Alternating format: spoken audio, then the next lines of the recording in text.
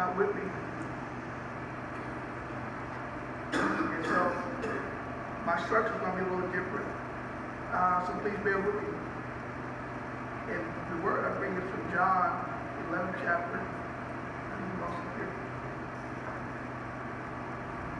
And the word goes, now a man named Lazarus was sick. Yeah. He was from Bethany, the village of Mary and her sister Martha. This Mary, whose brother Lazarus now lay sick, was the same one who poured perfume on the Lord and wiped his feet with her hair.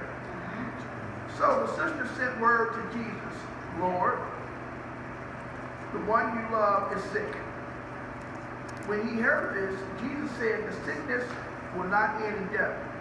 No, it is for God's glory, so that God's Son may be glorified through it.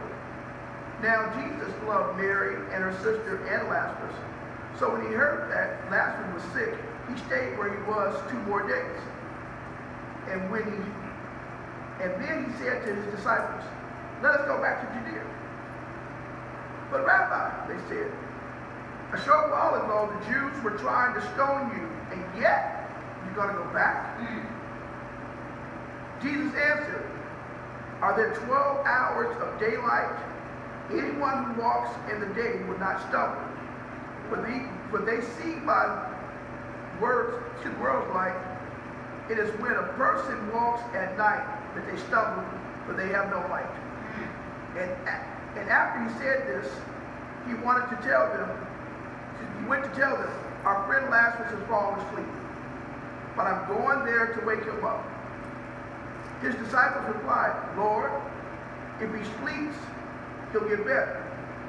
Jesus had been speaking of his death, but the disciples thought he meant natural sleep. Yeah. So then he told them plainly, Lazarus is dead, and for your sake, I'm glad I was not there, so that you may believe. But let us go to him. Then Thomas, also known as Didymus, said to the rest of the disciples, let us go also that we may die with him. On Jesus' arrival, Jesus found that Lazarus had already been in the tomb for 4 days. Now Bethany was less than 2 miles away from Jerusalem, and many Jews had come to Mary and Martha to comfort them in the loss of their brother. When Martha heard that Jesus was coming, she went to meet him, but Mary stayed at home. Lord, Martha said, if you had been here, my brother would have not died. But I know that even now, God will give you whatever you ask. Jesus said to her, your brother will rise again. Martha answered, I know he will rise again in the resurrection as the last day. Jesus said to her, I am the resurrection, the truth and the life. The one who believes in me lives even though they die. And whosoever lives by believing in me will never die. Do you believe? Amen. Yes, Lord, she replied. I believe you are the Messiah, the Son of God, who is to come into the world. After she said this, she went back and called her sister Mary, aside. Teacher is here, she said, and he's asking for you. When Mary heard this, she got up quickly and went to him. Now Jesus had not yet entered the village, but was still at the place where Martha had met him. When the Jews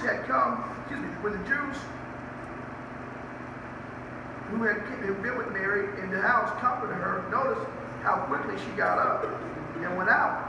They followed her, supposing she was going to the tomb to mourn there. When Mary reached the place where Jesus was and saw him, she fell at his feet and said, Lord, if you had been here, our brother would not have died. When Jesus saw her weeping, and the Jews who come along with her also weeping, he was deeply moved in spirit and troubled. Where have you laid him? He asked. Come and see, Lord, they replied. Jesus wept. Then the Jews said, see how he loved him? See how he loved him? But some of them said, could not he who opened the eyes of the blind have kept this man from dying? Jesus, once more deeply moved, came to the tomb. It was a carved with a stone laid across the entrance. Take away the stone, he said. But Lord, said Martha, the sister of the dead man, by this time a bad odor, for he has been there 4 days. Then Jesus said, did I not tell you that if you believe, you will see the glory of God? So they took away the stone. Then Jesus looked up and said, Father, I thank you that you heard me. I knew that you always hear me. But I said this for the benefit of the open standing here, that they may believe that you sent me. When he said this, Jesus called in a loud voice, Lazarus, come out. Yeah. And the dead man came out, his hands and feet wrapped in a strip of linen and a cloth around his face. Jesus said to him, take off the grave. I want to talk for a minute about being frustrated with Jesus. Yes. Let's pray.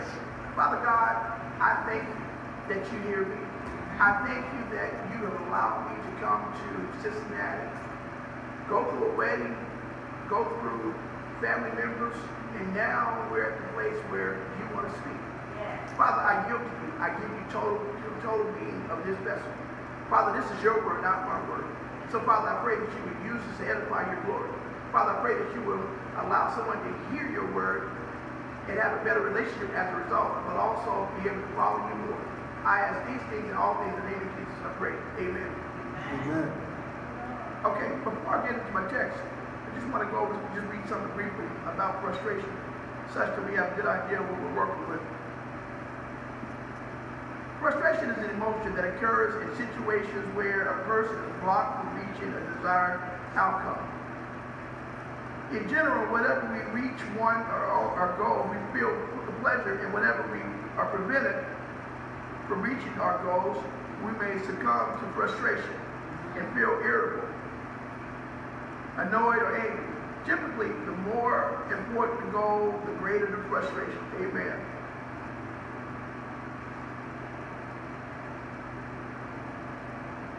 The more important the goal,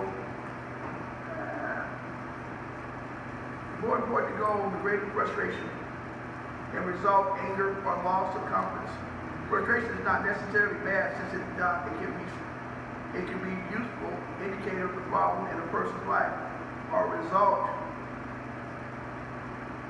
It can act as a motivator of change. However, when it results in anger, irritability, stress, resentment, depression, or a spiral downward, where we have a feeling residing, giving us frustration, can be destructive. The second type of frustration results from external causes that involve conditions outside the person, such as physical things that get in the way of our goals. Yeah. Our biggest source of frustration in today's world is frustration can be perception of wasted time. When you're standing in a line or in a bank or in traffic or on the phone or can't get on the internet, amen, or watching your day go by when you have so much to do. That's one of our biggest frustrations. External frustration may be unavoidable. We can try to do things, we can try to do something about it, like finding a different role, or you need to find a different route, or choose a different restaurant in order to resolve our frustration. So that's what we talk about when we talk about frustration. Now, as a believer, we want to believe that everything is good. We want to believe that it's only proper. We want to believe that we go through life, and when we go through life, we go through life peacefully. But today, I want to challenge you on that. Frustration is something we all deal with every day. Yes. No matter how we try to avoid it, no matter how we try to not see it, frustration is always among us. I mean, let me get to somebody's email. Just today, somebody may have said something out of character. Might have talked about your dress, talked about your skirt, might have talked about something that you frustrated you. Frustration might have been, not getting that meal that you wanted at Thanksgiving. Somebody may have taken the turkey or the chitlins on Christmas. Frustration. Frustration comes in many forms. Yes. And as a result of it, we stay frustrated. But here's something that is deep as Reese. Out of all the teaching you did, out of all the love and community you did, all the Andre Skipper, all the teaching, y'all never taught me that being a Christian we wouldn't get the frustrations. You never taught me that life as a Christian is frustrating. All right. But then on the flip side of it is, what happens when the very creator, the one that you acknowledge as being our Father, that man Jesus, the water walking Jesus, the lily of the valley, the bright morning star, Mary's baby, whatever you want to add to it. Yeah. What happens when you're frustrated with him? All right. Terrence, I never thought that I would come to the day to understand that, being frustrated with Jesus is something that we all go through. We don't always admit it. But That's truth right. of the matter, Joanne, we do get frustrated with Jesus. All right. We get frustrated with Jesus in so many ways, and I'm going to point out 3 areas that I think is significant for us to understand. My point 1, and again, I'm going to the tablet.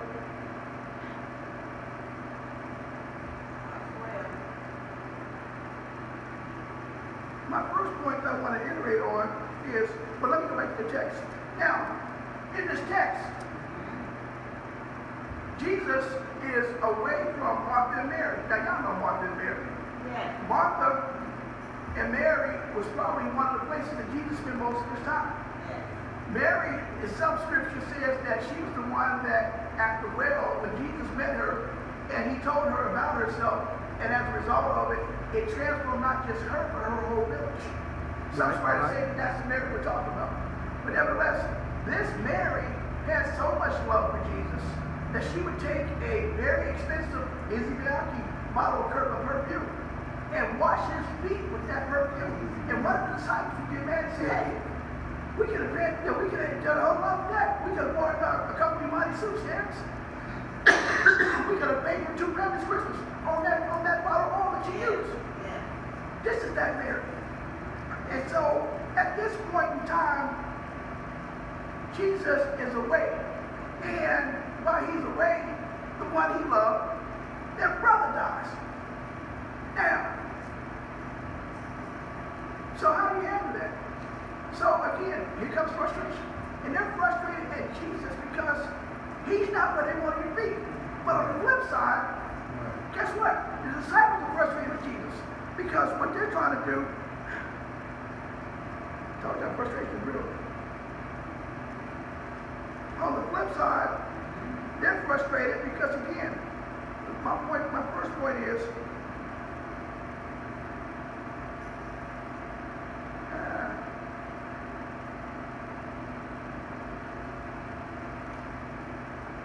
just following Jesus is frustrated enough because we don't see things the way he does. Yeah. And so here's an example. Here they are with Jesus. Here they are. They think they know the plan that he has. Here they are. And as a result of it, he wants to go back to the village. And they're saying, we don't want to go back to the village because they talked about stoning you. They talked about the fact that they're going to get you, they're going to get us also. But on the flip side, Mary and Martha, they want Jesus when they want him at. Because again, they feel that the best place he can be is right there. So frustration sometimes comes when we don't understand the direction God is leading us. Yeah. Frustration comes sometimes when we don't understand that, that we don't always know exactly. Let me place it back. Frustration begins when we become Christians. Yeah. Well, I tell people all the time, when we do salvation, Romans 10, 9, and 10, if I confess with my mouth, believe in my heart that Jesus Christ died for my sins, it says I'm saved. Now, when it does not say, and what we don't take into consideration is, when we say that we're saved, and we say that we believe that Jesus Christ died for our sins, that everything stops and everything just goes through. And this is the thing that frustrates me. Because now that I follow Jesus, it don't get easier. The anxiety actually gets tougher. Because guess what? Now that I take on Jesus as my personal Lord and Savior, Yes. all that baggage that I brought in goes with it. Yes. You know, my problems are still my problems. You know, those situations, those people who hated me still hate me. That's right. All That's those right. things that I got to deal with, all those things that I came in the door with, thinking that salvation was going to cure it all, it does not. That's right. I am still stuck dealing with my problems. Yeah. I'm still stuck dealing with me. I'm still stuck dealing with the world that I don't understand. Yes. And as a result of it, I got to rely on something that I don't know. Faith is the substance of things for the evidence of the things I've seen. Now, at the time that I take salvation, I now have to understand faith. This invisible force that I got to deal with, I got to understand it. Yeah. And so now that I understand it, it becomes frustrating because there's no one teaching me. In fact, there's someone marking my trail. There's someone setting me up. There's someone waiting to put me to a pit because guess what? They realize that you, as a Christian, now have a charge to you. And now that you have that charge, guess what? You got to be prepared for what comes. Yes. You know, and there's no book that's That's going to right. help you Come on. on the education thing. And that's why you have to understand the significance of the Holy Spirit and how the Holy Spirit now comes in. Yes. And now how the Holy Spirit is now talking to you. And now it's interceding on your behalf. Before you get, you thought you was on a problem. Guess what? No, baby. No, it didn't happen. It ain't happening that way. Yes, it has been. Now, God has to go before you, you go before God. So that becomes frustration. But let me get back to my point. So, again, so we understand that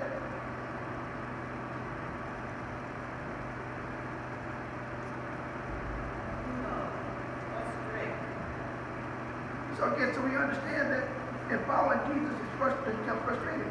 But my second point I want to point out is being frustrated with Jesus. We get frustrated because we don't always understand the direction he wants to take us. Yeah. Now, All right. I struggled with this one for a minute.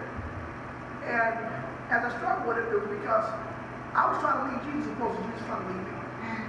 And so here we are again in our scripture. Jesus is only 2 miles away from where Mary and Martha lived.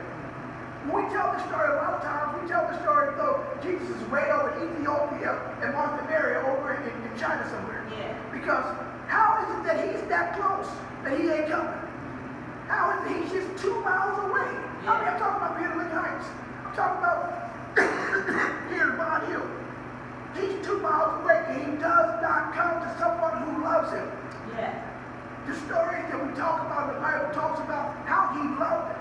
Yeah. How how they loved him. But yet, he ain't coming. He's standing where he's at. This boy's upset. The other side of the family's upset because they can't get him to understand and they can't get him to move. But here it is that, again, we don't understand his plan. And because we don't understand his plan, guess what? We try to move before he does. You know, we'll go out and buy a car, knowing that we really don't have the budget for it. We'll go out and buy expensive things, and then say, Lord, bless this. Wait, no, hold on. He gave us the right mind. Yeah. He gave us the right spirit. He gave us a comforter, the Holy Spirit. But yet, we will put him behind that decision, opposed to letting him direct that decision. Amen. We will make the decision first, Yes. and then allow him to okay that decision. Yes. You know, case in point, a friend of mine, I shared this briefly, as she was going through the divorce, she says, well, I don't know, I want to pray to God. And my first thing to her was, hey, he hears you, Yeah. but he can't be involved in your mess, because That's hey, right. if you jump out there first, and then you say, hey, Lord, I'm out here. Yeah. He says, yeah. But guess what? You already know his word. You already know what just says the Lord. Yeah. So he can't be involved in this because when you get to the divorce, well, the Lord told me this. No, he didn't tell you that. He told you to join it to each other. So understand that being frustrated is not being frustrated with Jesus is because we put ourselves before him. Amen. Now, so again, in our scripture, we're at the point where Jesus is still away. And he's told the disciples, he said, I gotta go and see about Lazarus. Yes. Now, because they're not following him and trying to lead him, the first thing they say is, we can't go back there. And then he's got a point. He tells me, he says he's sick. But they're still trying to judge his leadership. So he comes back again and says, we got to go see about Lazarus, the man bread. And they're still judging whether to go or not. And then he always got to say, hey, hold on, y'all. Lazarus is dying. He died. So I got to do this. Whether you want it, whether you understand my vision and my plan, whether you're trying to be part of my leadership, I got to do this. Yes. It's not for my glory, it's for the glory of God that you see this. So they make the journey. And as they make the journey, Martha comes in. Now check this out. And I thought this was really interesting, Andre. She comes out of all the teaching she got, out of all the things that she knew about Jesus. She doesn't refer to him as the one who can raise the dead. Yeah. She refers to him in the resurrection. She refers to him in a different form. That's Yeah. right. Now, and I thought that interesting because again, being frustrated with Jesus will allow us to see things, but also it allows us to be challenged in many ways. And here she's challenged now because her frustration, the third point, her frustration does not allow her to see who God is. All right. Because right now she's dealing with her frustration with the fact that he ain't there. She's dealing with tears and frustration that I ain't got enough food at home. She's dealing with the frustration that, I don't like this person because this person wears red and I wear blue. Yeah. She's dealing with the frustration that we all do with Elizabeth, the sense that when someone don't like us, or someone is challenging us, she's dealing with that frustration. But in doing that, we can't see Jesus. All right. We can't see the fact that All right. he still All right. is Jesus. He still Yeah. has power. And he still can do these things because our frustration overwhelms us in a way that doesn't allow us to focus on anything else but Right. how mad we are, how frustrated we are, That's right. That's right. how upset we are All about right. our situation. That's good. That's So we good. get stuck in our situation because again, we lose perspective of who's got it in control. That's right. We lose perspective of the fact that he's got it all. Yes. But yet, we turn on and say, why would you hear? And I'm calling the roll on this one. All of us have been in a situation where we had to say, Jesus, if you was here, I wouldn't have gotten bit by a dog. Or Jesus, if you was here, I wouldn't have run through, my child would have made A's opposed to B's. Yeah. Or Jesus, if you was here, I wouldn't have got addicted to Fix it up, Dr. addicted to Bridget. drugs. Or Jesus, if you was here, I wouldn't have married, had a baby with a jacked up person. Or Jesus, if you was here, this stuff wouldn't have happened. All But right. Jesus was there. Yes. But again, we couldn't see that because again, we were so wrapped up in ourselves. All We right. were so wrapped I like up in our that. situation. We were so wrapped up in who we thought this should be or the outcome we thought it should. And as a result of it, we didn't. But check it out. So while we're frustrated and while they're frustrated,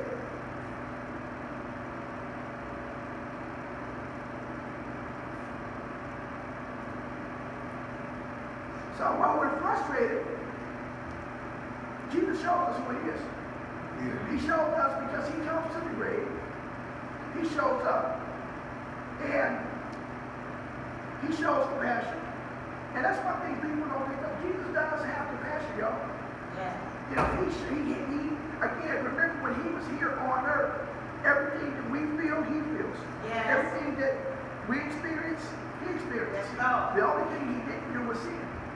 But in dealing with this, he shows us who he is. He All right. shows us that in All spite right. of your frustration, I'm still God. Yes. In spite of the situation you're dealing with, I still can raise the dead. Uh-huh. In spite of the things that you call yourself being mad at me about, I'm still going to bless you.